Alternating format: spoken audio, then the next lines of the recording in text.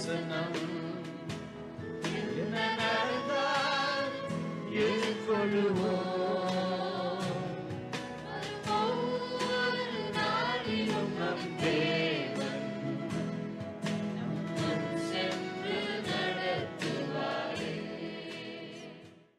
The promise verse for this month of December, December மாதத்துக்கான வாக்குத்தத்த வசனம் it comes from Psalm 18, as you may know. November மாதத்துக்கான வாக்குத்தத்த வசனம் But when 18ஆம் சங்கீதத்திலிருந்து வருகிறது. for those of you who know the Bible very well, நீங்கள் ஏற்கனவே வேதத்தை நன்றாக அறிந்திருப்பீர்கள் என்று சொன்னால், this psalm is exactly a reprint of 2 Samuel chapter 22. இந்த சங்கீதமானது 2 சாமுவேல் புத்தகம் 22ஆம் அதிகாரத்தினுடைய ஒரு மறுபதிப்பு என்று நான் சொல்லுவேன். If you go to 2 Samuel chapter 22, 2 Samuel புத்தகம் 22ஆம் அதிகாரத்துக்கு நீங்கள் போனால், except for a few variations, ஒரு சில வித்தியாசங்களை தவிர you will find a reprint of the psalm once again. மறுபடியுமாக இந்த சங்கீதம் மறு அச்சடிக்கப்பட்டிருக்கிறது போல தான் உங்களுக்கு இருக்கும். You know, when you look into the life of David, தாவீதினுடைய வாழ்க்கையை நம்ம பார்க்கும்போது, he had a life of to do a lot with opposition. இந்த மனுஷனுடைய வாழ்க்கையில அநேக எதிர்ப்புகளை அவர் எதிர்கொள்ள வேண்டியதாக இருந்தது. Even his father and his brothers just neglected him. தாவீதினுடைய தகப்பனும் அவருடைய சகோதரர்களும் கூட தாவீதை புறக்கணித்தார்கள். Even during the selection of the king of Israel, இஸ்ரவேல் தேசத்தினுடைய ராஜாவை தெரிந்து கொள்ளும் போது கூட, this great prophet Samuel, who walked with God since his childhood, தன்னுடைய இளவயதிலிருந்தே தேவனோடு கூட நடந்திருந்த இந்த பெரிய தீர்க்கதரிசியாகிய சாமுவேலும் கூட was about to make a big mistake. ஒரு பெரிய தவறை செய்வதற்கு இருந்தார். Because he was used to electing huge people to rule a nation. ஏனென்றால் ஒரு தேசத்தை ஆளுகை செய்வதற்கு இவர் எப்பொழுதுமே பெரிய மனிதரை தெரிந்து கொண்டிருந்தபடினாலே, This is how he selected Saul at the first place. இப்படிதான் ஆரம்பத்தில் சவுலை அவர் தெரிந்து கொண்டார். And the first son from the house of Jesse comes along. ஈசாயினுடைய வீட்டிலே முதல் மகன் வந்தபோது And he said, oh, this could be the person who's going to be the king of Israel. அவர் நினைத்தார், ஓ இவன் தான் இஸ்ரவேலை ஆளுகை செய்ய போகிறவர் போல என்று. But luckily God intervened and put everything back in order. ஆனா அதிர்ஷ்டவசமாக ஆண்டவரே அந்த இடத்துல இடைப்பட்டு எல்லாவற்றையும் ஒழுங்கு கொண்டு வந்தார். You know, sometimes we think, oh, great spiritual people never do mistakes. சில நேரங்களில் நம்ம நினைக்கிறோம் மிகப்பெரிய ஆவிக்குரிய மனிதர்கள் எல்லாம் தங்களுடைய வாழ்க்கையில தவறே செய்ய மாட்டார்கள் என்று.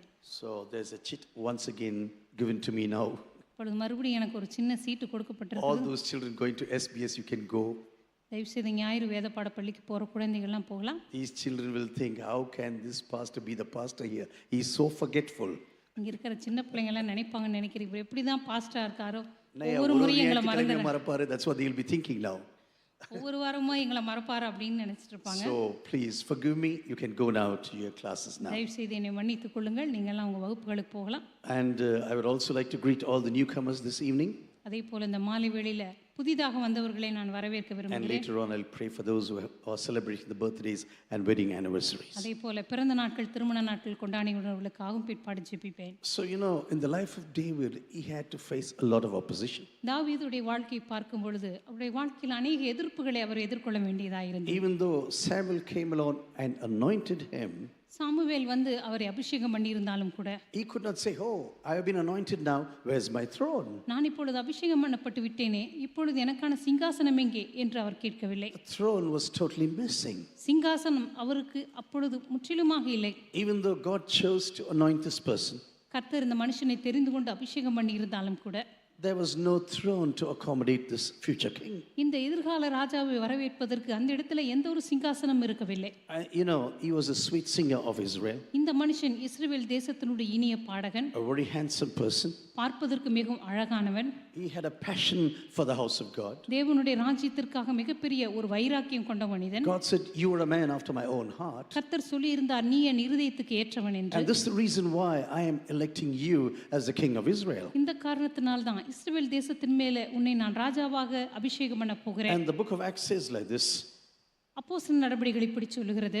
It says this person David did the purposes of God in his own generation. தாவீது தன்னுடைய சொந்த தலைமுறையிலே தேவனுடைய சித்தத்தை செய்து அவன் நித்திரை அடைந்தான். You know, sometimes when you read such verses, you have a lot of problems accepting the facts of the life of David and also that what is written in the word of God. சில நேரங்களில் கர்த்தருடைய வார்த்தையில் இப்படிப்பட்ட வசனங்களை வாசிக்கும் போது தாவீதையும் அவனுடைய வாழ்க்கையை பற்றி சொல்லப்பட்ட காரியங்களையும் தெரிந்து கொண்ட பிற்பாடு இப்படிப்பட்ட வசனங்களை நம்மால் ஏற்றுக்கொள்வதிலேயே நமக்கு பிரச்சனை இருக்கும். Yes, he was a man of many mistakes and even big sins, I tell you. ஆமா, இந்த மனுஷன் மிகப்பெரிய தவறுகளையும் அதே போல பெரிய பாவங்களையும் கூட செய்த மனிதன் தான். But one thing what was very different from Saul was this. ஆனா சவுலிடமிருந்து இந்த மனிதனை வேறுபடுத்திய மிகப்பெரிய ஒரு காரியம், He was very concerned about the presence of God. இந்த மனுஷன் எப்பொழுதுமே தேவ பிரசன்னத்தை குறித்து அதிக அக்கறை கொண்ட மனிதனாய் இருந்தான். And for him, the anointing of the Holy Spirit was very important. அதே போல தாவீதை பொறுத்தவரைக்கும் பரிசுத்த ஆவியானவருடைய அபிஷேகம் மிகவும் முக்கியமானதாய் He இருந்தது. said, Lord, do not cast me away from your presence. ஆண்டவரே, உம்முடைய பிரசன்னத்தை விட்டு என்னை தள்ளிவிடாமல் இரும். Do not take away the Holy Spirit from me. ஆண்டவரே, உம்முடைய பரிசுத்த ஆவி என்னை விட்டு எடுத்துக்கொள்ளாமல் இரும். You know, Saul and David did mistakes. சவுலும் தாவீதும் இரண்டு பேருமே தவறுகள் செய்தவர்கள் தான். But for Saul, people around him were very important. ஆனா சவுலை பொறுத்தவரைக்கும் தன்னை சுற்றியுள்ள மனிதர்கள் தான் அவனுக்கு மிகவும் முக்கியமானவர்கள். For him, he was thinking, what will the people think about me now? சவுலை பொறுத்தவரைக்கும் என்னை சுற்றி இருக்கிற ஜனங்கள் என்னை பற்றி என்ன நினைப்பார்கள் என்பதுதான் சவுலுக்கு Yes, முக்கியமானது. he was elected by the people. ஆம், Saul மனுஷர்களால் தேர்ந்தெடுக்கப்பட்டான். And so for him, naturally, he was dependent on what the people will tell about him. எனவே சாதாரணமாகவே மற்றவர்கள் என்னை பற்றி என்ன நினைப்பார்கள் என்பதுதான் சவுலுக்கு மிக முக்கியமான காரியமாய் And இருந்தது. David was elected by God, ஆனா தாவீது தேவனால் தெரிந்து கொள்ளப்பட்டவன், a person who was anointed by God. தேவனால் அபிஷேகம் பண்ணப்பட்டவன்.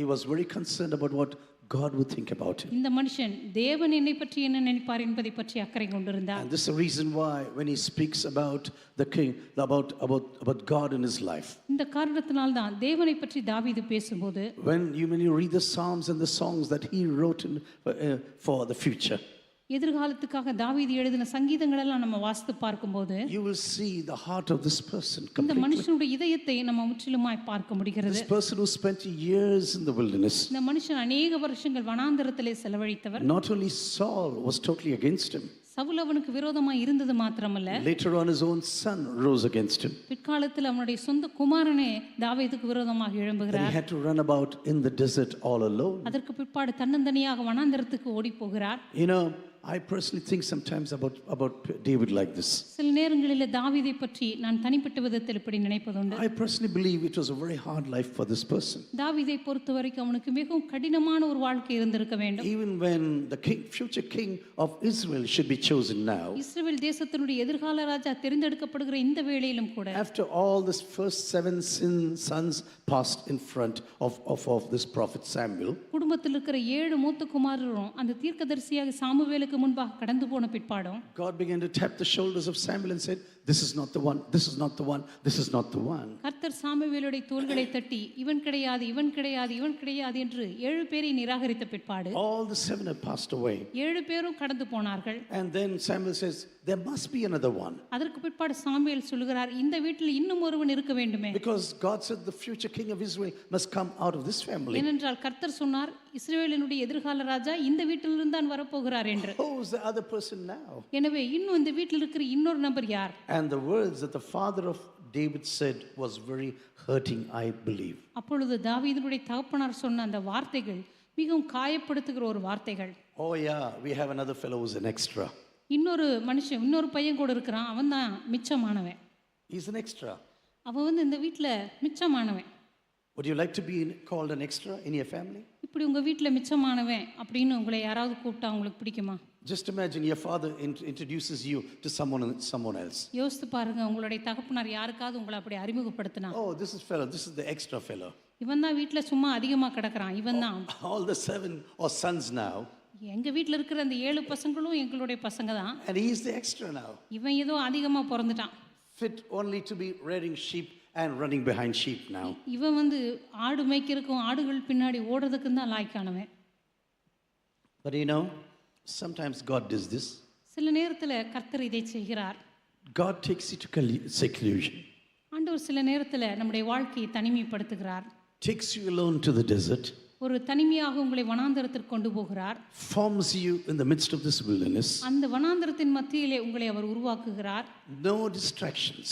அந்த இடத்துல உங்களுக்கு எந்த விதமான ஒரு கவனச்சிதறலும் கிடையாது. There's no one to distract you in the wilderness. அந்த இடத்துல வனாந்தரத்துல உங்களுடைய கவனத்தை சிதற பண்றதுக்கு யாரும் கிடையாது. God says, I am there for you now. ஆண்டவர் சொல்லுகிறார், உனக்காக நான் அங்கே இருப்பேன். I'll be forming you in the wilderness.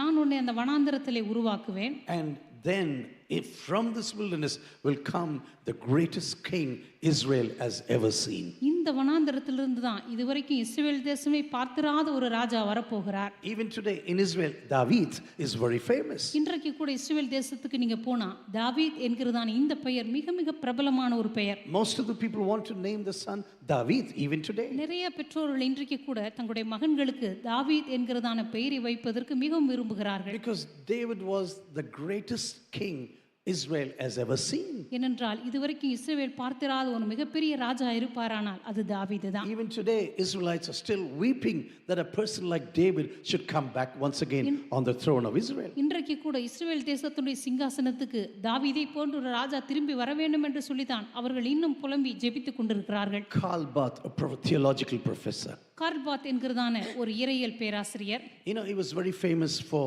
his quotes and also for his books. இந்த மனுஷன் தன்னுடைய புத்தகங்களுக்கும் அதே போல் அவர் சொன்ன ஏராளமான நிறைய வாசகங்களுக்கும் அவர் பிரபலமானவர். You know, one day students gathered around him. ஒரு நாள் அவரை சுற்றி நிறைய மாணவர்கள் சூழ்ந்து He கொண்டார்கள். said, Professor, you know so much about God. பேராசிரியர் அவர்களே, உங்களுக்கு ஆண்டவரை பற்றி நிறைய தெரியும் இல்லையா? There are so many truths that you know about God. உங்களுக்கு ஆண்டவரை பற்றின நிறைய சத்தியங்கள் தெரியும். But what is the most significant character of God that you really like? ஆனா தேவனுடைய குணாதிசயங்களிலேயே உங்களுக்கு மிகவும் முக்கியமான பிடித்த குணாதிசயம் என்று எதை சொல்லுவீர்கள்? Karl Barth was a very famous person. Karl Barth மிக பிரபலமான ஒரு பேராசிரியர். He is the one who said Jesus became human without, he existed as a man without failing to be God in his life. Karl Without Barth ceasing to be God in his life. Karl Barth சொன்னவர், இயேசு கிறிஸ்து இந்த உலகத்தில் மனிதகுமாரனாய் வந்த பொழுது தேவனாய் இருப்பதை நிறுத்தாமலேயே மனிதகுமாரனாய் வாழ்ந்தார் என்று. He never ceased to be God on the planet. இந்த உலகத்தில் அவர் மனிதனாக வாழ்ந்த போதும் தேவனாய் இருப்பதை அவர் நிறுத்தவே இல்லை. He thought for a few minutes and said like இந்த this, கார்ல் பாத் ஒரு சில வினாடிகள் யோசித்து விட்டு இப்படி சொன்னார், Jesus loves me, this I know, இயேசு கிறிஸ்து என்னை நேசிக்கிறார், இது எனக்கு தெரியும். for the Bible tells me so. ஏனென்றால் வேதம் அப்படித்தான் சொல்கிறது. Little ones to him belong, சிறியவர்கள் எல்லாம் அவருக்கு சொந்தமானவர்கள். they are weak, but he is strong. அவர்கள் பலவீனமானவர்கள், ஆனால் தேவனோ பலமுள்ளவர். Yes, Jesus loves me. ஆம், தேவன் என்னை நேசிக்கிறார். I do not know this. There exists even a song from these verses of Karl Barth even today. Karl பாத்தினுடைய இந்த வார்த்தையிலிருந்து ஒரு பாடலே இருக்கிறது, உங்களுக்கு தெரியுமான்னு எனக்கு தெரியல. I've heard this many times in Germany, but I know I forgot. இந்த பாடலை நிறைய முறை நான் ஜெர்மனியில் கேட்டிருக்கிறேன், ஆனால் இப்போ மறந்துட்டேன். But I will try to sing, but don't laugh if I do a mistake, yeah? நான் முடிஞ்ச அளவுக்கு பாடுறேன், நான் தப்பாக பாடினா யாரும் சிரிக்காதீங்க. Yes, Jesus loves me. Yes, Jesus loves me. Yes, Jesus loves me. This the Bible tells. Yes, Jesus loves me. Yes, Jesus loves me. Yes, Jesus loves me. தெரியுமா உங்களுக்கு? தெரியுமா? பாடுங்க. நான் எதாவது போட்டு குழப்பறதுக்கு முன்னாடி நீங்க பாடுங்க. சும்மா பாடுங்க, mic இல்லாட்டின்னு. Yes, Jesus loves me. ஒரே சுதியில பாடினா நல்லா இருக்கும்.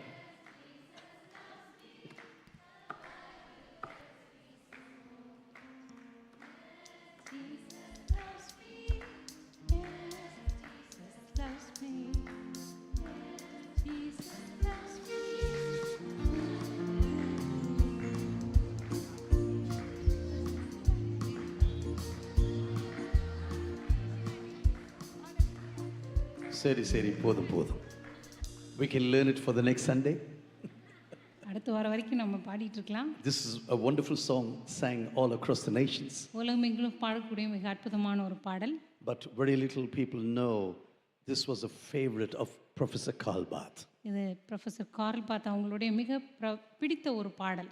You know, when you come back to the life of David, மிக தாவீதுடைய வாழ்க்கைக்கு வரும்போது, when God chose him from everyone that was available in Israel.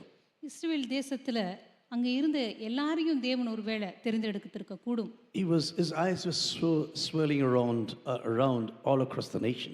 தேவனுடைய கண்களானது உலகமெங்கிலும் எல்லா இடங்களிலும் அது பார்த்து கொண்டிருக்கிறது. But suddenly he came upon David and said, I have found the man after my own heart. ஆனா திடீரென்று தேவன் சொன்னார், என்னுடைய இருதயத்துக்கு பிரியமான ஒரு மனுஷனை நான் தெரிந்து கொண்டேன். Dear brothers and sisters, this is the secret of God's election. இதுதான் தேவனுடைய தெரிந்து கொள்ளுதலுடைய ரகசியம் என்று நான் சொல்லுகிறேன் பிரியமானவர்களே. Sometimes you never understand why God elects certain people. சில நேரங்களிலே கர்த்தர் ஏன் சிலரை தெரிந்து கொள்கிறார் என்று சொல்லி நமக்கு தெரியாது. This boy is all alone in the desert. இந்த பையன் வனாந்தரத்திலே மிக தனிமையாக வசித்துக் He கொண்டிருக்கிறான். had no chance to come through this position through his father or his brothers. தன்னுடைய தகப்பன் மூலமாகவோ சகோதரர்கள் மூலமாகவோ இந்த சிங்காசனத்துக்கு வரக்கூடிய ஒரு நிச்சயமாகவே ஒரு பதவி ஒரு சூழ்நிலை அவருக்கு கிடைத்திருக்காது. Even prophet Samuel was about to make a great mistake. அன்னைக்கு தீர்க்கதரிசியாகிய சாமுவேல் கூட மிகப்பெரிய ஒரு பிரச்சனை இருந்ததை போல தான் But இருந்தது. you know, still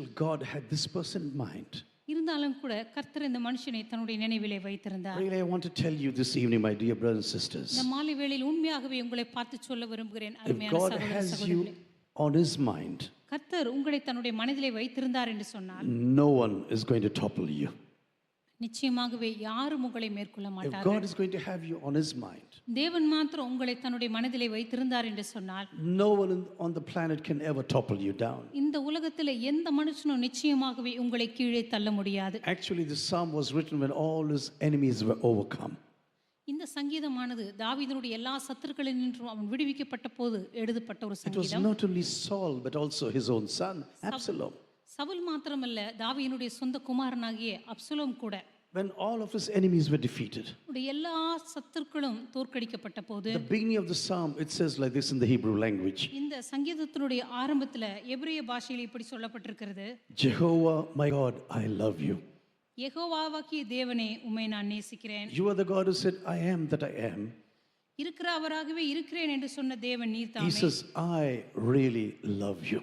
ஆண்டவரே நான் உண்மையாகவே உம்மில் அன்பு கூறுகிறேன். What was very important to me when I read this, இதை நான் வாசித்த போது எனக்கு மிக முக்கியமாக இருந்த ஒரு காரியம், when he was chosen by God, he was very close to God. இந்த மனுஷன் தேவனால் தெரிந்து கொள்ளப்பட்ட போது தேவனுக்கு மிக நெருக்கமாக And இருந்தார். after all the battles he had to go through, தன்னுடைய வாழ்க்கையில் அவர் சந்தித்ததான எல்லா யுத்தங்களுக்கு பிற்பாடு, all the betrayals that he had to go through in life, அவர் சந்தித்ததான எல்லா விதமான கைவிடுதல்கள் காட்டிக் கொடுத்தல்களுக்கு பிற்பாடு, even then at the end of his life, he was still along with God. தன்னுடைய வாழ்க்கையின் கடைசியில கூட இன்னும் தாவீது தேவனோடு கூட தான் இருக்கிறார். Yes, he was a man full of mistakes. ஆம், இந்த மனுஷன் அநேக தவறுகள் செய்த ஒரு மனிதன் தான். But even though he could do mistakes, ஒருவேளை தாவீது அநேக தவறுகளை செய்யக்கூடிய மனிதனாக he இருந்தாலும் knew கூட the place where he had to go through for forgiveness of his sins. தன்னுடைய வாழ்க்கையினுடைய பாவ மன்னிப்புக்காக அவர் எங்கே செல்ல வேண்டும் என்று சொல்லி தாவீது நன்றாக You அறிந்திருந்தார். just read Psalm 51 and you know the entire heart of this person. சங்கீத 51 வாசித்து பாருங்க, தாவீதினுடைய முழு இதயத்தையும் நீங்கள் புரிந்து கொள்வீர்கள். Saul wanted to go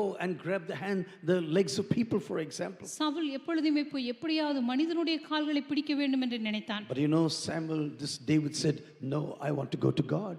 ஆனா தாவீது எப்பொழுதுமே சொன்னார், இல்லை நான் தேவனிடத்திற்கு போக விரும்புகிறேன். You know, Saul is one of the most pathetic characters in the Old Testament. பழைய ஏற்பாட்டிலேயே மிகவும் பரிதாபமான ஒரு குணாதிசயம் என்று சொன்னால் அது சவுலுடைய ஒரு கதாபாத்திரம் தான். Because God had a different purpose for him. ஏனென்றால் இந்த மனுஷனுக்கு தேவன் இன்னொரு நோக்கத்தை வைத்திருந்தார். He said, I want to tell you one thing.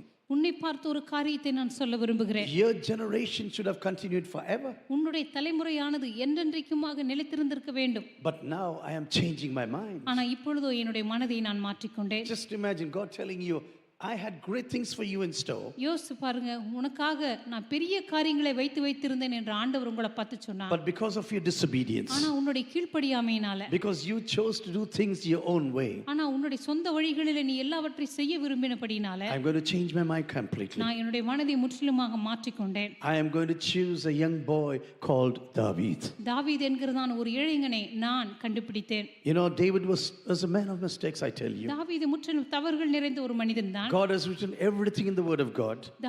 தாவீதை பற்றி தான் எல்லா காரியங்களையும் தேவன் வேதத்தில் எழுதி Because வைத்திருக்கிறார். our God is a God who doesn't hide anything. ஏனென்றால் நம்முடைய தேவன் எதையும் மறைக்கிற தேவன் அல்ல. So that you learn from the mistakes of these great men and women of God. இந்த மிகப்பெரிய தேவ மனிதர்களிடமிருந்து மனுஷர்களிடமிருந்து அவருடைய தவறுகளிலிருந்து நீங்க கற்றுக்கொள்ள வேண்டும் என்பதற்காக, But still learn from the positive things that they have done in the kingdom of God. இருந்தாலும் கூட ஆண்டவருடைய ராஜ்யத்தில் அவர்கள் செய்ததான சாதகமான காரியங்களை நீங்கள் கற்றுக்கொள்ள வேண்டும் என்பதற்காக When you go to தேவன் அதை எழுதி Hebrews chapter வைத்திருக்கிறார். 11, for example, example. எபிரேயர் புத்தகம் 11ஆம் அதிகாரத்துக்கு நீங்கள் போகும்போது You read about all the great saints in Hebrews chapter 11. எபிரேயருக்கு எழுதின நிருபம் 11ஆம் அதிகாரத்துல எல்லா பெரிய பரிசுத்தவான்களுடைய பெயரையும் நீங்க பார்க்கலாம். The great faith, the great accomplishments.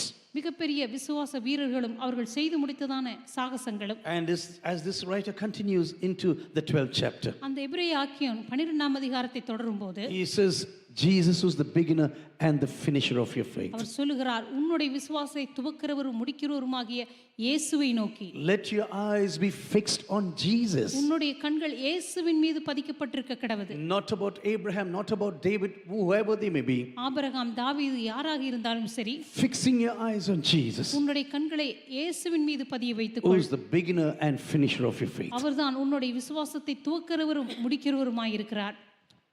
Even Apostle Paul at the end of his life, அப்போஸ்தலனாகிய பவுலும் கூட தன்னுடைய வாழ்க்கையின் இறுதியிலே, you know, I think a lot about Apostle Paul. அப்போஸ்தலனாகிய பவுலை பற்றி நான் அதிகமாக சிந்திப்பதுண்டு. He had to face a lot of persecution. இந்த மனுஷன் அதிகமான உபத்திரவங்களை சந்தித்தவர். People deserted him.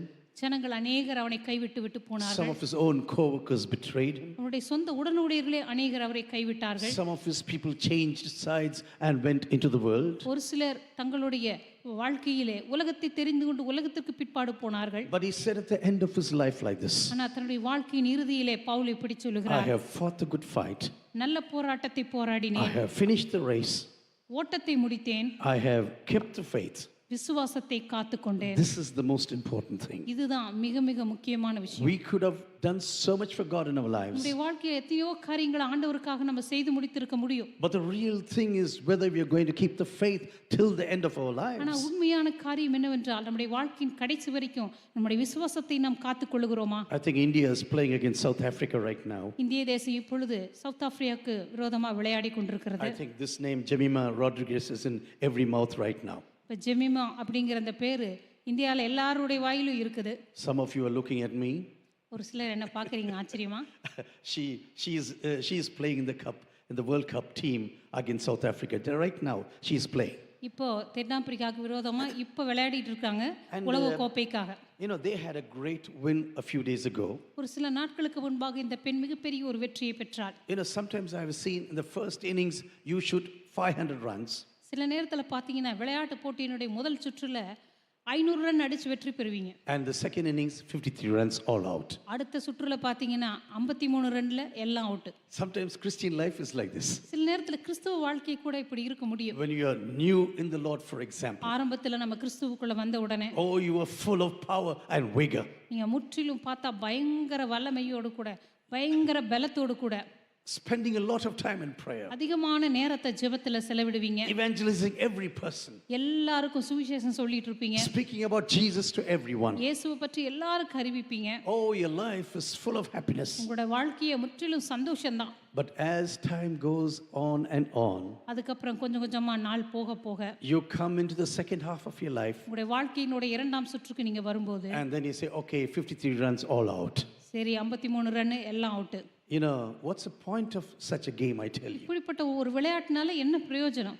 The reason is why I'm telling you this. When you look into the life of Apostle Paul, இதற்கான காரணம் என்றால் அப்போஸ்தலனாகிய பவுலுடைய வாழ்க்கைக்கு நீங்க வரும்போது the second half of our lives is so very important. நம்முடைய வாழ்க்கையினுடைய இரண்டாம் சுற்று மிக மிக முக்கியமானதாக You இருக்கிறது. know, Apostle Paul, till the end of his life, அப்போஸ்தலனாகிய பவுல் தன்னுடைய வாழ்க்கையினுடைய கடைசி வரைக்கும் he was totally energetically following the cause of the gospel. இந்த மனிதன் எப்பொழுதுமே சுவிசேஷத்தினுடைய நோக்கத்திற்காகவே வாழ்ந்து கொண்டிருந்தவர். Yes, at the last end he lost his head, ஆம், தன்னுடைய வாழ்க்கையின் கடைசியிலே தன்னுடைய தலையே அவர் இழக்க வேண்டியதாக even இருந்தது. though he knew everything that is going to befall his life. சில நேரத்துல தன்னுடைய வாழ்க்கையில எல்லாமே கலன்று விழுவதை போன்ற ஒரு சூழ்நிலையில கூட அவர் இருந்தார். This man was just pressing on ஆனா இந்த மனிதன் தொடர்ந்து போய்க்கொண்டே தான் இருந்தார். because he was focused on the city of Rome. இந்த மனுஷன் எப்படியாவது இந்த ரோம் பட்டணத்திற்கு போய் சேர வேண்டும் என்பதற்காக The gospel must go into the city of Rome. எப்படியாவது சுவிசேஷமானது ரோம் பட்டணத்திற்கு போக The வேண்டும். gospel must go into the palace of the emperor. எப்படியாவது இந்த ரோம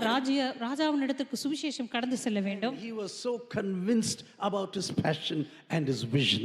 தன்னுடைய தரிசனத்துக்காகவும் தன்னுடைய வாஞ்சைக்காகவும் அவர் தொடர்ந்து முன்னேறி கொண்டே இருந்தார். My question to every one of us this evening, இந்த மாலை வேளையிலே உங்கள் எல்லாரையும் பார்த்து என்னுடைய கேள்வி என்னவென்றால், what will Jesus tell about our lives right now? நம்முடைய வாழ்க்கையை பார்த்து ஆண்டவராக இயேசு கிறிஸ்து என்ன சொல்லுவார்? I know that you cannot tolerate wicked men.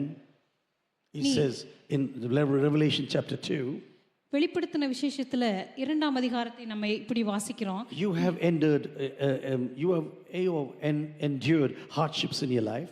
உன்னுடைய வாழ்க்கையில நீ பொல்லாதவர்களை சகிக்க கூடாமல் இருக்கிறதையும் உன்னுடைய பிரயாசத்தையும் நான் பார்த்தேன். You have persevered and you have not grown weary.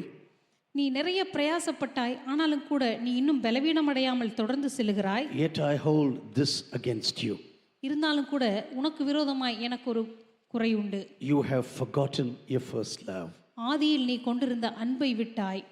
You have forgotten your first love. ஆனாலும் நீ ஆதியில் கொண்டிருந்த அன்பை விட்டாய். You know, the day we came to the Lord Jesus, நாம் இன்றைக்கு ஆண்டவராக இயேசு கிறிஸ்துவினிடத்திற்கு வந்தோமோ, in those days when we were baptized with the power of the Holy Spirit, ஆதி நாட்களில் பரிசுத்த ஆவியானவருடைய வல்லமையினால நாம் நிரப்பப்பட்ட போது, maybe the time which we spent in the presence of God was long and we never got weary.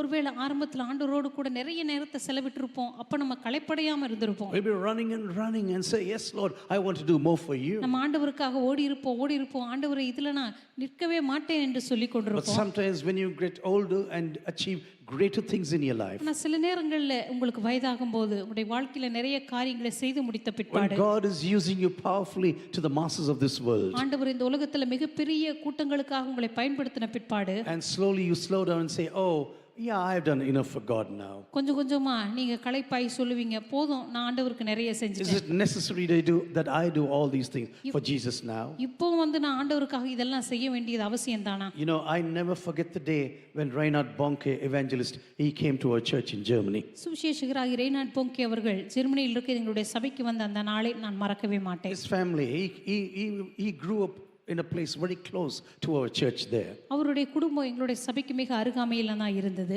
German people don't accept him.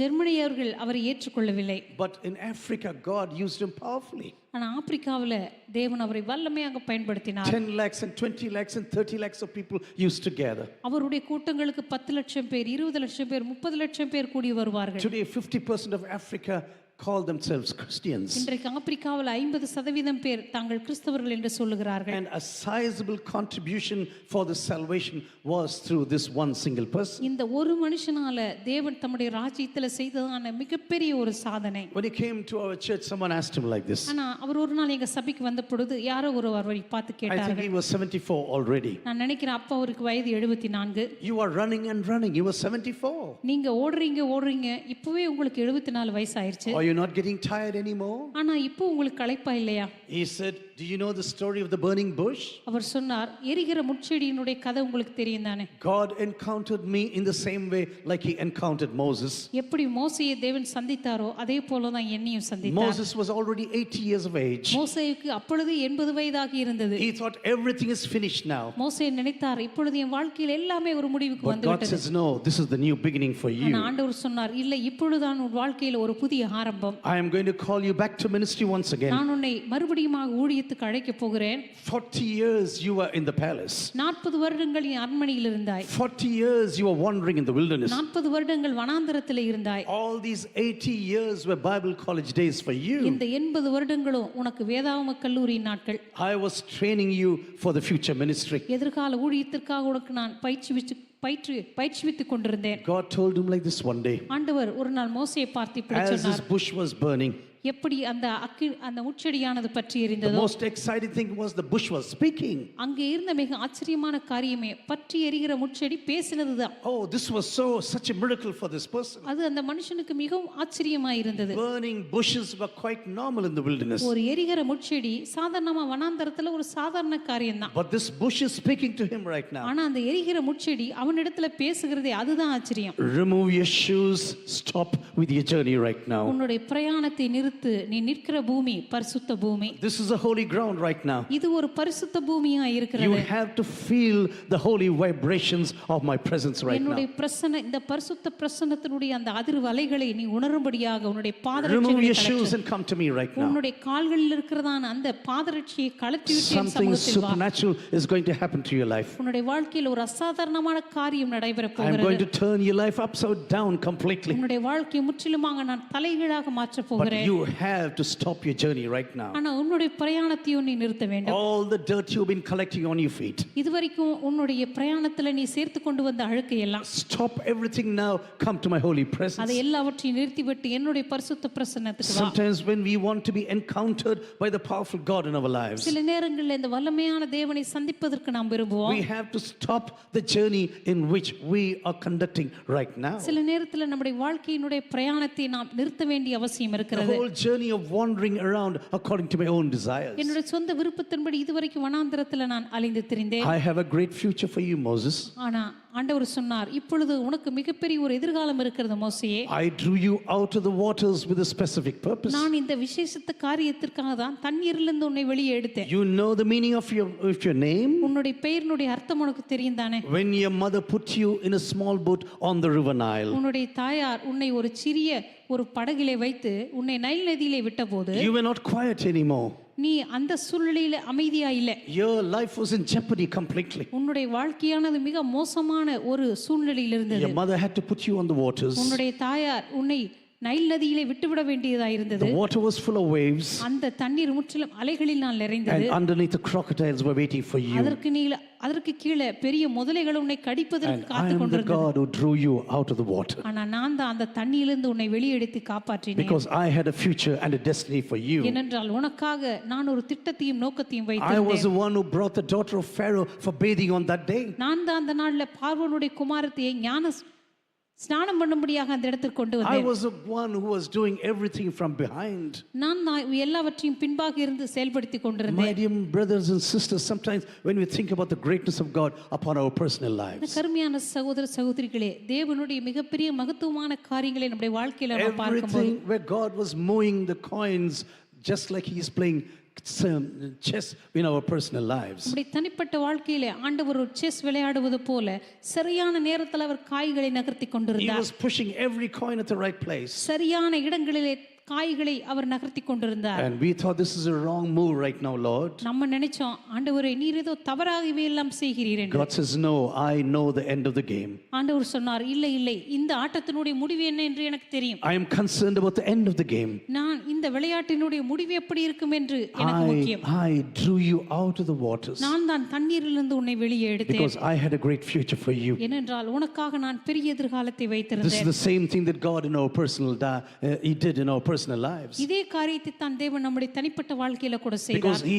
had a plan and a destiny for our personal lives. நம்முடைய தனிப்பட்ட வாழ்க்கைக்காக தேவன் ஒரு திட்டத்தையும் நோக்கத்தையும் God is வைத்திருந்தபடியாலே the one who drew us out of the waters. தேவன் தாமே தண்ணீரிலிருந்து நம்மை வெளியே எடுத்தார். You know, last time when I was in Israel, கடந்த முறை நான் இஸ்ரவேலுக்கு போன போது we were going on the Nile in a boat in Egypt.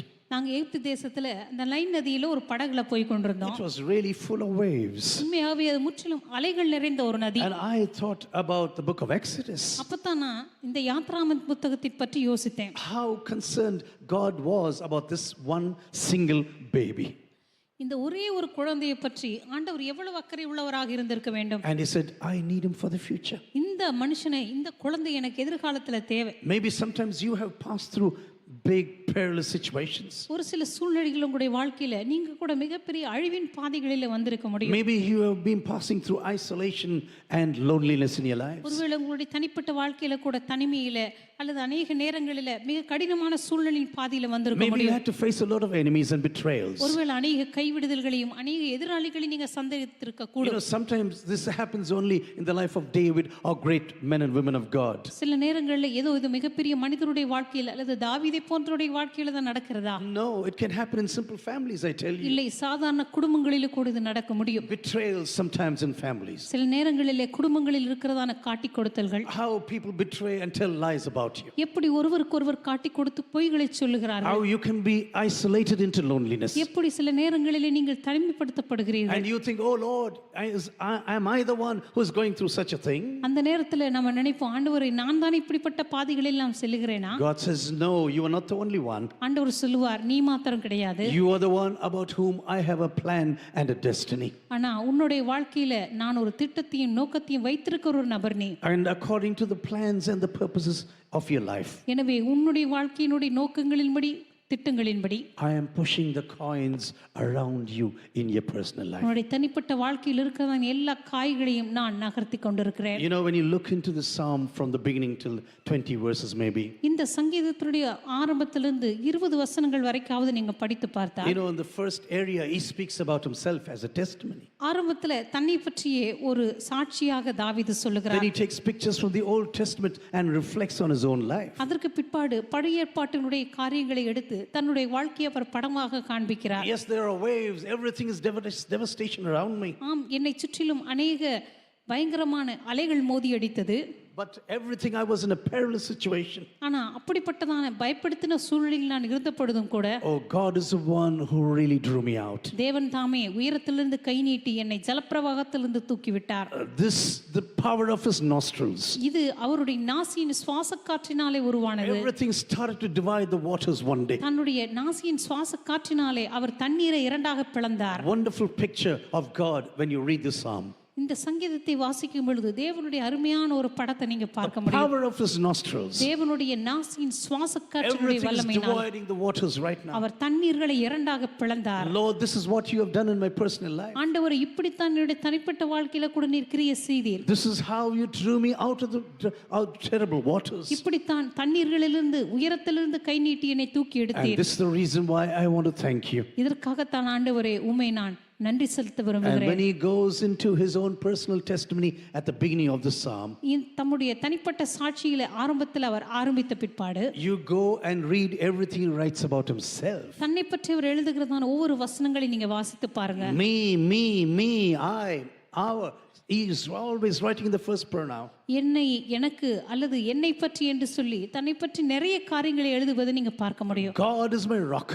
தேவனே என்னுடைய கன்மலையும், When everything was moving around me, எல்லாமே என்னை சுற்றி அசைந்து கொண்டிருந்த போது where I do not know where to stand, நான் எந்த இடத்துல நிற்பது என்று எனக்கு தெரியாத போது God was a rock on whom I could stand forever. நான் நிற்கக்கூடிய கன்மலையாக அவர் எனக்கு மாறினார். And he was my fortress where no one could touch me. யாருமே என்னை தொட முடியாத ஒரு துருகமாக அவர் எனக்கு When மாறினார். I'm going to be inside the fortress, நான் இந்த துருகத்துக்குள் இருக்கும்போது arrows can come, enemies may come.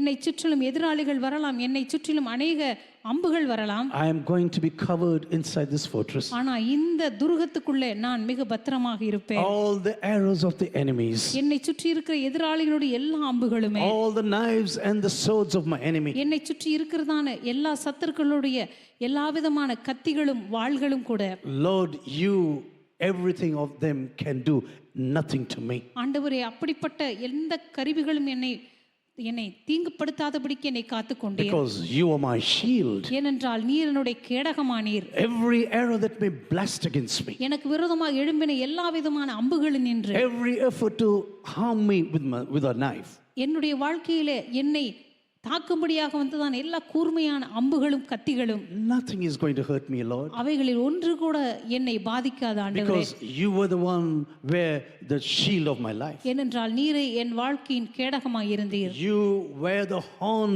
of power against all the enemies of my life. என்னுடைய வாழ்க்கையின் எல்லா எதிராளிகளுக்கு விரோதமாக நீ என்னுடைய இரட்சணிய கொம்பாக மாறினீர். You know, horn is a sign of strength completely. கொம்பு என்று சொல்லும் பொழுது அது ஒரு பலத்திற்கு அடையாளமான ஒரு பொருள். Lord, your horn will toss away everyone who comes against me. ஆண்டவரே உம்முடைய இரட்சணிய கொம்பானது எனக்கு விரோதமாய் வருகிற எல்லாரையும் முட்டி தள்ளுகிறதா இருக்கிறது. I don't need to be afraid of anyone around me. என்னை சுற்றி இருக்கிற எவரை குறித்தும் நான் பயப்பட வேண்டிய அவசியம் இல்லை. Lord, you are my greatest protection. ஆண்டவரே நீரே என்னுடைய மிகப்பெரிய பாதுகாவலாய் இருக்கிறீர். You are my salvation.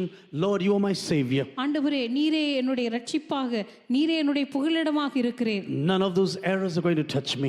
ஆண்டவரே என்னை சுற்றி இருக்கிற எந்த வல்லடிக்கும் என்னை நீங்களாக்கி ரட்சிக்கிறவர். You are worthy of praise and worship. ஆண்டவரே துதிக்கு பாத்திரராகிய கர்த்தரை உம்மை நோக்கி கூப்பிடுவேன். Even this early evening I was listening to praise and worship. இந்த மாலை வேளையில கூட துதி ஆராதனையை நான் கேட்டுக்கொண்டிருந்தேன். One thought came to my mind completely. அந்த வேளையில ஒரு வார்த்தை, ஒரு கருத்து என்னுடைய மனதிலே வந்தது. Do you know praise and worship is spontaneous, should be spontaneous in our personal lives? உங்களுக்கு தெரியுமா, துதி ஆராதனை என்பது இயற்கையாகவே நம்முடைய இதயத்திலிருந்து ஓடி வருகிற காரியமா இருக்க வேண்டும். When you look into the finals that is happening right now in the stadiums of this Women World Cup right now, இப்பொழுது இந்த உலக கோப்பை விளையாட்டு போட்டியிலே அந்த பெண் விளையாடி கொண்டிருக்கிற அந்த அரங்கத்தை நீங்கள் பார்த்தால், when you see a person eating a six, ஒரு மனுஷன் ஒரு 6 சிக்ஸர் அடிக்கிறார் when அப்படின்னா, they take a wonderful catch, அங்க ஒரு அற்புதமான ஒரு கேட்ச் பிடிக்கிறாங்க அப்படின்னா, is there anyone telling them, please clap your hands now? இப்ப கேட்ச் பிடிச்சிட்டாங்க எல்லாரும் கை தட்டுங்க அப்படின்னு யாராவது There's a சொல்றாங்களா? six going to the boundary, will you please clap your hands now? இப்ப சிக்ஸர் அடிச்சிட்டாங்க, அது வந்து பவுண்டரிக்கு வெளியில போயிருச்சு, எல்லாம் கை தட்டுங்கன்னு சொல்றாங்களா? Will you stand on the chair and dance around? எல்லாரும் நாட்களின் மேல ஏறி டான்ஸ் ஆடுங்கன்னு சொல்றாங்களா? No,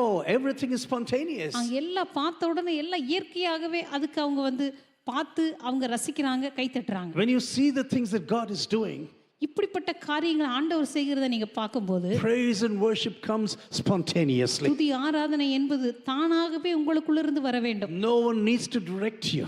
உங்களை யாருமே வழி நடத்தி கொண்டிருக்க கூடாது. No, everything is spontaneous out of your heart. எல்லாமே தானாகவே உள்ளத்திலிருந்து வர வேண்டும். Lord, you are worthy of praise and worship. துதிக்கு பாத்திரராகிய நீரே ஆராதனைக்கு பாத்திரர். Because I have seen the things what you have done in my life. என்றால் என் வாழ்க்கையில் செய்த எல்லாவற்றையும் நான் பார்த்திருக்கிறேன். Lord, even though the cords of Sheol were around my neck, ஆண்டவரே, பாதாளத்தினுடைய அந்த சுருக்கு கண்ணிகள் என் மீது விழுந்தாலும் கூட, Lord, you are the one who saved me from death in my life. ஆண்டவரே, மரண கண்ணிகளிலிருந்து என்னை தூக்கி எடுக்கிற தேவன் நீர் In மாத்திரமே. my distress I call upon you, Lord. ஆண்டவரே, என்னுடைய பயங்கரத்தின் சூழ்நிலையில் உம்மை நோக்கி கூப்பிட்டேன். From his temple he heard my voice, அவருடைய தேவாலயத்திலிருந்து என் சத்தத்தை and கேட்டார். my cry came to his ears.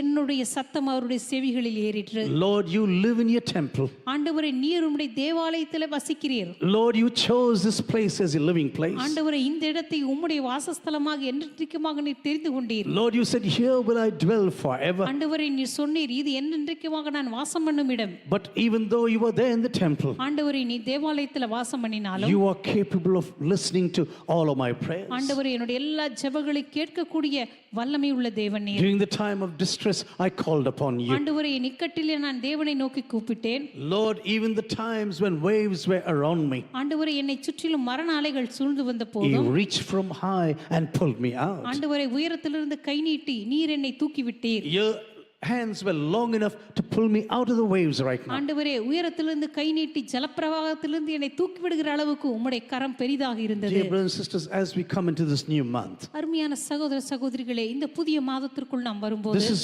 really a wonderful psalm to really meditate, I tell you. உண்மையாகவே தியானிப்பதற்கான மிக ஒரு அற்புதமான சங்கீதம் இது. You can go through waves, you can go through sufferings. உங்களுடைய வாழ்க்கையில மரண அலைகளின் பாதியில நீங்க போகலாம், துர்ச்சன பிரவாகம் வழியாக போகலாம். You can be surrounded by enemies. உங்களுடைய வாழ்க்கையில சத்துருக்கள் உங்களை சூழ You இருக்கலாம். can go through loneliness in your personal life. உங்களுடைய வாழ்க்கையில தனிப்பட்ட வாழ்க்கையில தனிமையில நீங்க போகலாம். You can meet defeats and delays and difficulties. உங்களுடைய வாழ்க்கையில அநேக தாமதங்களையும் தோல்விகளையும் அல்லது ஏமாற்றங்களை கூட நீங்கள் பெறலாம். But still you can trust on this God who will pull you out of this dangers. இருந்தாலும் கூட இந்த அபாயத்திலிருந்து உங்களை தூக்கி விடுகிற இந்த தேவனை உங்களால் நம்ப முடியும். Because this God is an almighty God. ஏனென்றால் இந்த தேவன் சர்வ வல்லமை உள்ள He தேவனாய் can do இருக்கிறார். anything at any time. இவரால் எந்த நேரத்திலும் எதையும் செய்ய He முடியும். can use any person at any time. இந்த ஆண்டவரால் எந்த நேரத்திலும் எந்த மனுஷனையும் பயன்படுத்த முடியும். Dear brothers and sisters, when we go through such situations in our personal lives, எனக்கு அருமையான சகோதர சகோதரிகளே, இப்படிப்பட்ட சூழ்நிலையின் பாதையில் நாம் கடந்து செல்லும் you know, போது this is what he's telling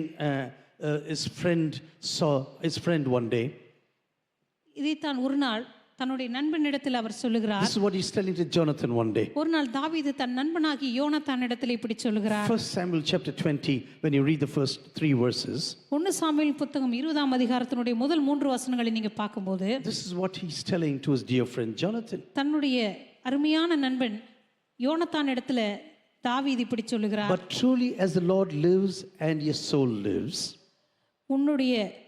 உம்முடைய ஜீவனையும் கர்த்தருடைய ஜீவனையும் கொண்டு நான் நிச்சயமாய் சொல்லுகிறேன், there is but a step between me and death. மரணத்திற்கும் எனக்கும் ஒரு அடி தூரம் மாத்திரம் இருக்கிறது. This can be our testimony. சில நேரத்துல இது நம்முடைய சாட்சியாக கூட இருக்க முடியும். How many times we were close to death? எத்தனை முறை மரணத்திற்கு நம்ம அருகாமையில் இருந்திருக்கிறோம். You know, I used to say I was at least 20 times very close to death. At least. குறைஞ்சது 20 முறையாவது நான் மரணத்துக்கு அருகாமையில் இருந்திருப்பேன். Sometimes due to the mistakes of others, சில நேரங்களில் மற்றவர்களுடைய தவறுகளினால, but sometimes because of my own foolishness. சில நேரத்தில் என்னுடைய சொந்த முட்டாள்தனத்தினாலேயே. You know, I was translating a German pastor, Grote, some years ago. ஒரு முறை குரோட்டே என்கிறதான ஒரு ஜெர்மன் பாஸ்டருக்கு நான் மொழிபெயர்த்து கொண்டிருந்தேன். And I used to take him around in India. அப்போ இந்திய தேசத்தை அவருக்கு சுற்றி காண்பித்து கொண்டிருந்தேன். And then we went to Kanyakumari. அப்போ நாங்கள் கன்னியாகுமரிக்கு போயிருந்தோம். and we were standing before this Vallur Kotam. அப்போ இந்த வள்ளுவர் கோட்டத்தை பார்த்துக்கிட்டு அந்த இடத்துல நாங்கள் நின்றுட்டு இருந்தோம். You know, I was a really good swimmer in those days. அந்த நாட்களில் நான் நல்ல நீச்சல் அடிக்கக்கூடிய ஒரு நபர் தான். Every day I used to swim 5 kilometers. ஒவ்வொரு நாளும் 5 கிலோமீட்டர் நீச்சல் அடிச்சிருவேன். That was almost a religion for me. அது என்னை பொறுத்த வரைக்கும் அது ஒரு மதம் மாதிரி. And he said, hey Gideon, why don't you swim to this Vallur Kotam now? அவர் என்ன பார்த்து கேட்டார், கிடியன் ஏன் நம்ம இங்கிருந்து அந்த வள்ளுவர் கோட்டை வரைக்கும் நீந்தக்கூடாது? We asked no one for permission. நாங்கள் யாருக்கிட்டையும் அனுமதியும் கேட்கல. And we just put all our things in the car and jumped into the waters. நாங்கள் எல்லா ஜாமானங்களை எல்லாம் காரில் வச்சுட்டு தண்ணியில் குதிச்சிட்டோம். And it was such big high waves on that day. அன்னைக்கு பார்த்தா பெரிய பெரிய அலைகள். And I was trying to push through. நான் எப்படியாவது முந்தி போலான்னு பார்த்தா 2 feet forwards and 3 feet backwards. 2 அடி முன்னாடி போனா 3 அடி பின்னாடி இழுக்குது. And in the middle of the waters I thought like this. நடுவுல அந்த தண்ணியில் இருக்கும்போது நான் நினைச்சேன், no way to go, today you're going to die. இன்னைக்கு அவ்வளவுதான், நான் முடிஞ்சேன் அப்படின்னு நினைச்சேன். But somehow both of us battled. எப்படியோ 2 பேரும் போராடி and we came upon the rock. கடைசியா அந்த வள்ளுவர் கோட்டை அந்த பாறைக்கு வந்து சேர்ந்தோம். And because it was bashed against the waters, this stone is like knives, little knives. அங்க தண்ணி அடிச்சு அடிச்சு அந்த பாறையெல்லாம் அப்படியே கூர்மையா கத்தி மாதிரி இருக்கு. I put my feet is bleeding. காலை வச்சா கால் அறுக்குது, ரத்தம் வருது. I thought someone is going to come along and he's going to appreciate us. யாராவது எங்களை பார்த்து பாராட்டுவாங்கன்னு நானும் ரொம்ப எதிர்பார்த்தேன். Both of us were standing, there were bleeding legs. 2 பேரும் அப்படியே கால்ல ரத்தம் ஒழுக நின்னுட்டு இருந்தோம். Yeah, there came a man to appreciate us. உண்மையா 2 பேர் எங்களை பாராட்ட வந்தாங்க. Policemen. 2 காவல்துறை அதிகாரிகள் வந்தாங்க. Hey, where did you get your permission? யார் உங்களுக்கு முதல்ல அனுமதி கொடுத்தது? No permission, sir. நாங்க யாருகிட்டயும் அனுமதி வாங்கல சார் அப்படின்னு சொன்னோம். And that fellow spoke to me in Tamil. He didn't want the German to understand. அவர் என்கிட்ட தமிழ்ல சொன்னாரு. நல்லவேளை பக்கத்துல இருந்த ஜெர்மன்காரருக்கு புரியல. மூளை இருக்கா உனக்கு? That's what he asked me. அவர் என்ன இப்படி தமிழ்ல கேட்டார், அதனால இந்த ஜெர்மன்காரருக்கு புரியல என்ன. I didn't translate that to that man. அத ஜெர்மன்காரருக்கு நல்லவேளை நான் மொழிபெயர்த்து Only சொல்லல. later on I said, you know what he told us? அப்புறமா அவரை பார்த்து சொன்னேன். அவர் நம்மளை பார்த்து என்ன சொன்னார் தெரியுமா? மூளை இருக்கான்னு கேட்டான். That's what I was telling him. அந்த காவல்துறை அதிகாரி உனக்கு மூளை இருக்கான்னு கேட்டு போனாரு. But because the German was with me, ஆனா எப்படியோ அன்னைக்கு அந்த ஜெர்மன்காரர் என் கூட இருந்ததுனால I think the policeman didn't want to take us to the police station. எப்படியோ அன்னைக்கு அந்த காவல்துறையில இருந்தவர் என்னை அந்த காவல் நிலையத்துக்கு அழைத்து செல்லாம என்னை விட்டுட்டு போயிட்டார். You know, so many times just 1 hour, 1 day between you and death sometimes. எத்தனையோ முறை மரணத்துக்கு உங்களுக்கு 1 அடி தூரம் மாத்திரம் இருந்திருக்கும். You'll be wondering how God saved you. சில நேரத்துல ஆண்டவர் எப்படிதான் என்ன அந்த நேரத்துல காப்பாத்தினாரோ அப்படின்னு நினைச்சு நீங்க ஆச்சரியப்படுவீங்க. You know, I have had a few accidents. நான் சில விபத்துகளை சந்தித்திருக்கிறேன். Once I rolled 4 times in my car. ஒரு முறை என் கார்ல 4 தடவை உருண்டேன். Came out of the car without a scratch. கார்ல இருந்து வெளியே வந்து ஒரு சின்ன கீறல் கூட கிடையாது. And the policeman said, you drove this car? அப்ப அந்த காவல்துறை அதிகாரி கேட்டாரு, நீ தான் வண்டி ஓட்டுனியா? Yes, I was the driver. நான் சொன்னேன், நான் தான் வண்டி ஓட்டுனேன். போய் சொல்லாதே. Where's the driver? He was looking for the driver. அவர் சொல்றாரு, நீ போய் சொல்லாத, இந்த வண்டி ஓட்டுன டிரைவர் எங்க? I was without a scratch standing there. நான் 4 தடவை உருண்டு கூட ஒரு கீறல் இல்லாம தப்பிச்சேன். And after the COVID I rolled here outside Trichy. அதுக்கப்புறம் அந்த கொரோனா காலகட்டத்தில் பார்த்தீங்கன்னா திருச்சி பக்கத்தில் காரில் உருண்டேன். I was hanging upside down on my beautiful German car. என்னுடைய இந்த அழகான ஜெர்மன் காரை தலைகீழா பிறண்டு நான் தலைகீழா தொங்கிட்டு இருந்தேன். I did not even know where I am. நான் எங்க இருக்கிறேன்னு எனக்கே தெரியல. Suddenly my car started to roll. திடீர்னு பார்த்தா என் கார் அப்படியே பிறண்டு I am hanging upside down. நான் தலைகீழா தொங்கிட்டு இருக்கேன். And the belt in the German car was strong enough to hold me. அந்த ஜெர்மன் கார்ல இருந்த அந்த பெல்ட் ரொம்ப உறுதியா இருந்ததனால என்ன தாங்கிருச்சு. I am still hanging now even after it stopped. அந்த வண்டி நின்றுச்சு, ஆனாலும் நான் தொங்கிட்டு தான் இருக்கேன். Have you ever been thankful for all these perilous situations? உங்களுடைய வாழ்க்கையில நீங்க சந்தித்த இப்படிப்பட்ட அழிவான சூழ்நிலைகளுக்காக நீங்க எப்போது ஆண்டவருக்கு நன்றி சொல்லியிருக்கிறீங்களா? Just one step away from death. மரணத்திற்கு உங்களுக்கு 1 அடி தூரம் மாத்திரம்தான். God comes and takes you out.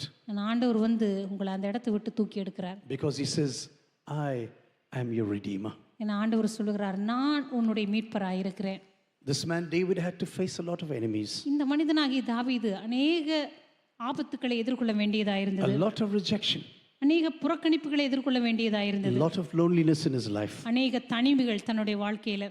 But still God was his protector. இருந்தாலும் கூட தேவன் அவனுடைய பாதுகாவலாய் இருந்தார்.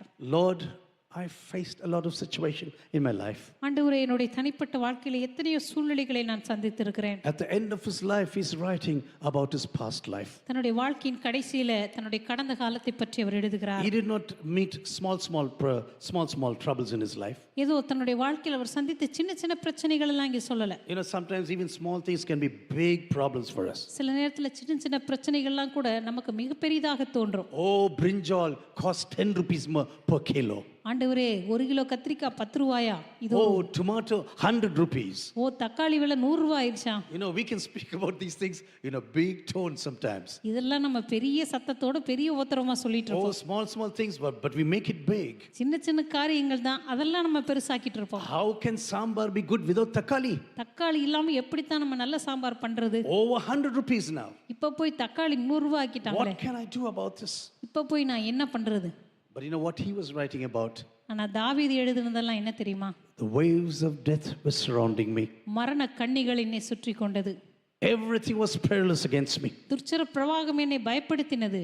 And death was actually face to face against me. மரணம் முகமுகமாக நான் மரணத்தை சந்தித்தேன். Waves that could destroy me were around me. என்னை சுற்றிலும் மரண அலைகள் என்னை சூழ்ந்து கொண்டது. But God, you were so faithful to me. நான் ஆண்டவரே, நீர் எனக்கு மிகவும் உண்மை உள்ள தேவனாக இருந்தீர்.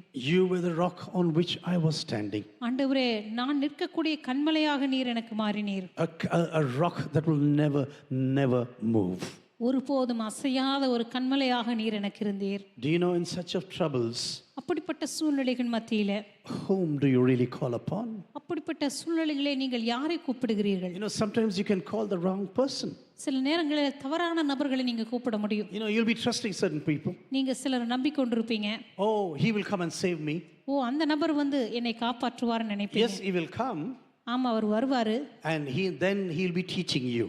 அதுக்கப்புறம் அவர் வந்து உங்களுக்கு பாடம் நடத்திட்டு இருப்பார். Just like the friends of Job, for example. எப்படி யோபனுடைய நண்பர்கள் இருந்தாங்களோ அத போல.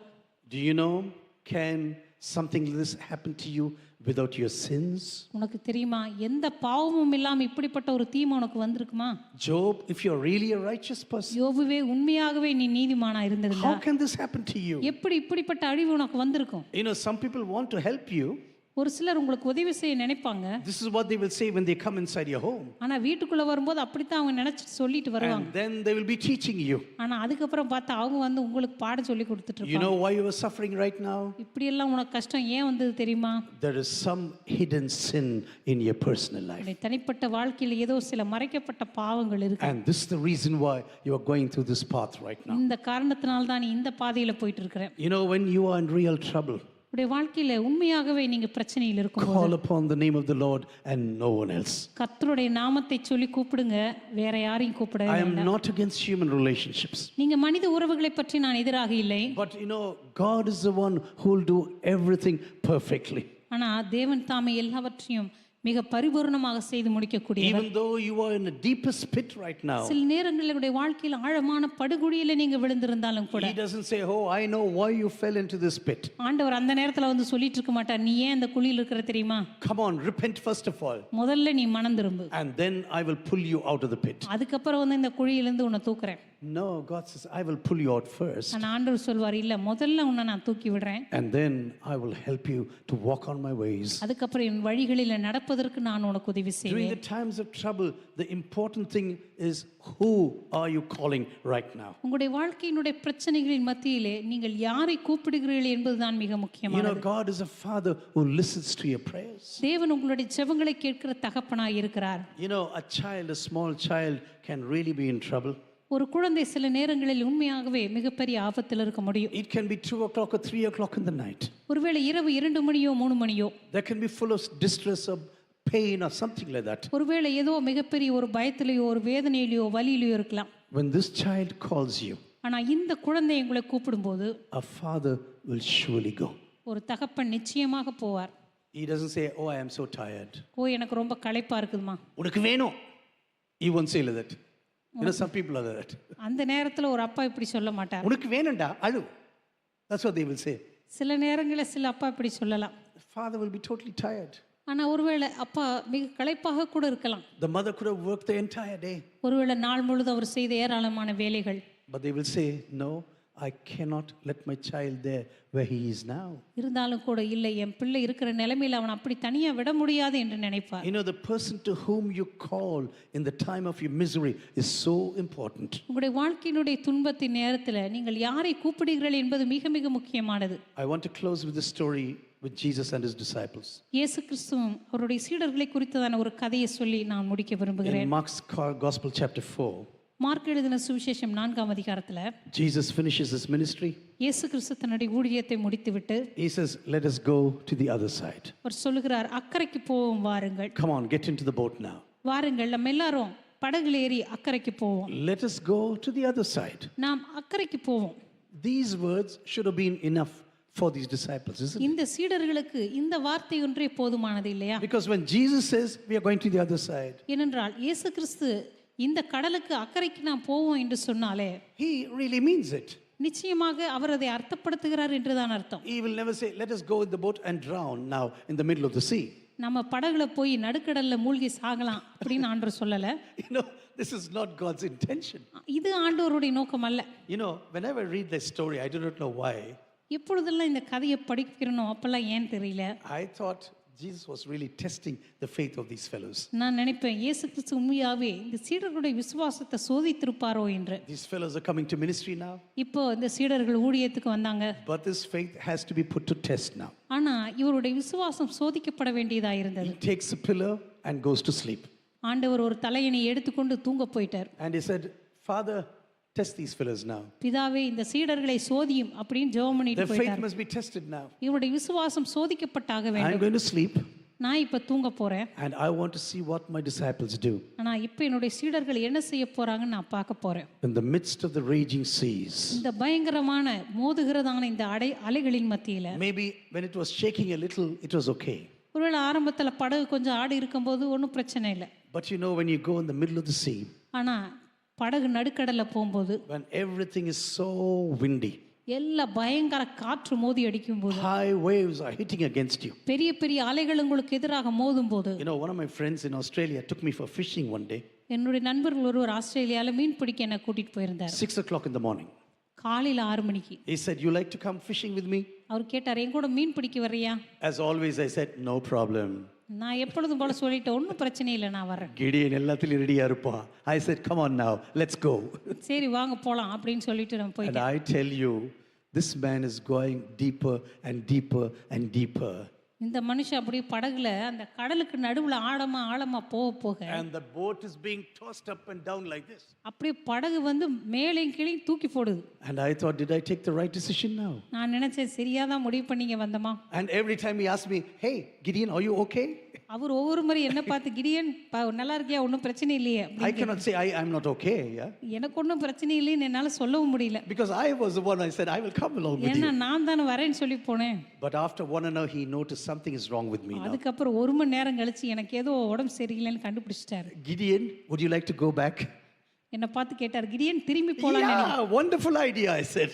நான் சொன்னேன், ஆமா ஆமா ரொம்ப சந்தோஷம், திரும்பி போயிடலாம். Wonderful idea, let us go back. நல்ல ஐடியா, நம்ம திரும்பியே போயிடலாம் அப்படின்னு சொன்னேன். Because I couldn't take the waves. ஏன்னா அங்கு அலை என்னை தூக்கி தூக்கி போடுறது என்னால் தாங்க முடியல. You know, sometimes we can be very foolish. சில நேரத்தில் ரொம்ப ரொம்ப முட்டாள்தனமா நம்மால் இருக்க முடியும். When real waves hit our lives, உண்மையான அலைகள் நம்மை தாக்கும் போது our faith goes and fear comes in. நம்முடைய விசுவாசம் கொஞ்சம் கொஞ்சமா போய் கொஞ்சம் கொஞ்சமா பயம் உள்ளுக்குள்ள வர ஆரம்பிக்குது. Do you know fear and faith are very contagious? நம்முடைய விசுவாசமும் பயமும் ஒன்றுக்கொன்று எதிரானது. You know, very contagious. அது வந்து ரொம்ப நெருக்கமானது, நெருக்கம் இல்லை, போட்டி போடுறது. அதுவும் இல்லை. Contagious means வியாதி மாதிரி பரவுறது. கண்டேஜியஸ். Contagious, yeah. அது வந்து ஒரு தொற்று நோய் போல. Have you taken fearful people to ministry? நீங்க யாராவது பயப்படுறவங்களை ஊழியத்துக்கு கூட்டிட்டு போயிருக்கீங்களா? Maybe there's some trouble in the village. ஏதாவது கிராமத்துல பிரச்சனைகள் இருக்கும்போது பின்னாடியே வந்துகிட்டு இருப்பான்.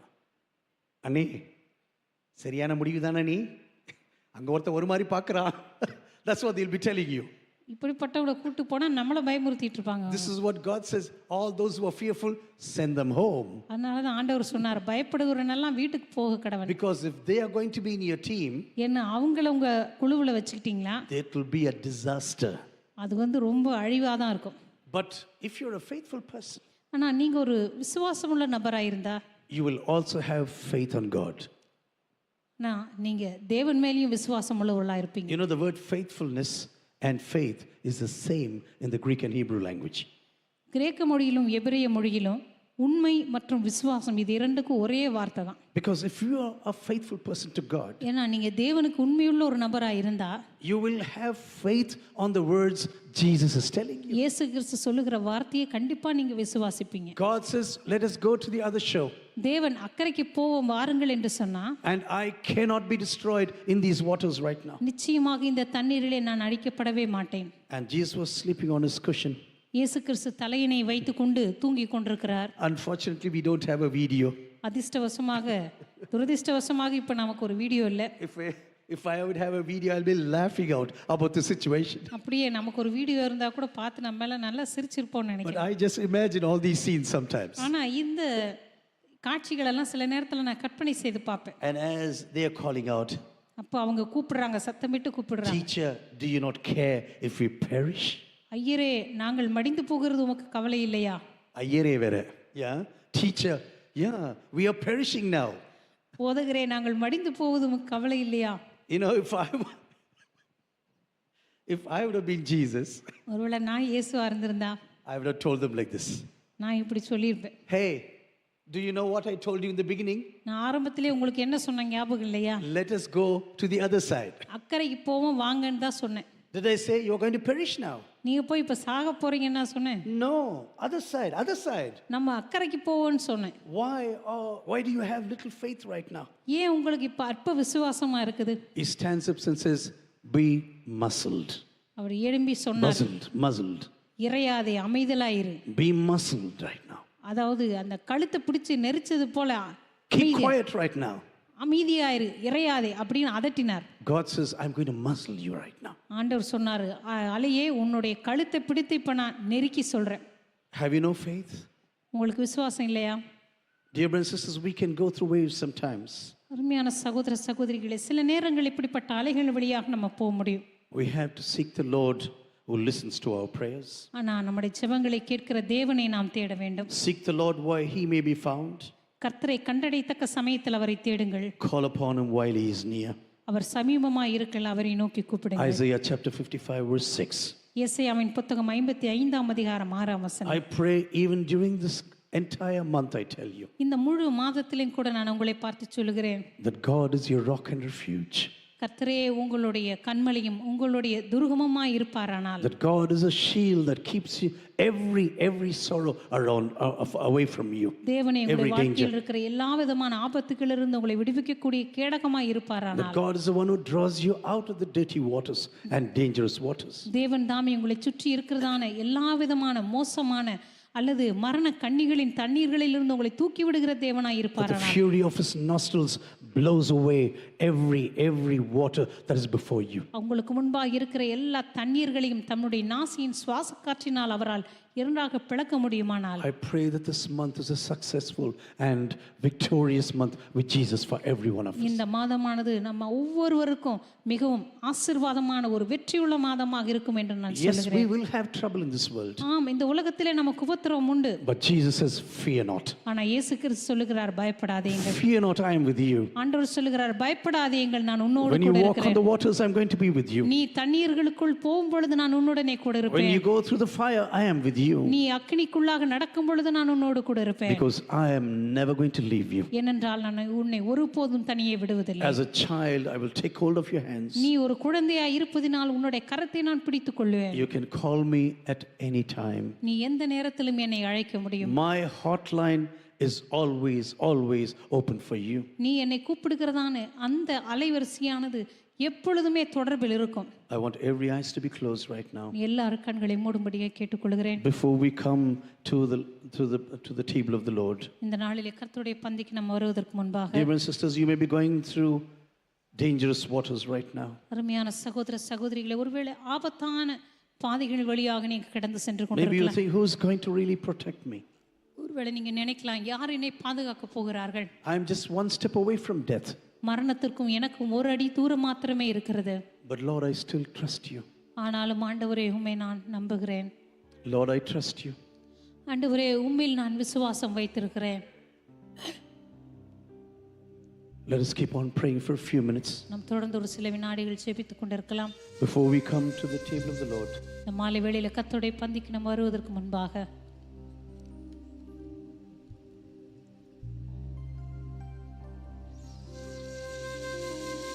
God says, fear not, I am with you. ஆண்டவர் சொல்லுகிறார், பயப்படாதே, நான் உன்னோடு கூட இருக்கிறேன்.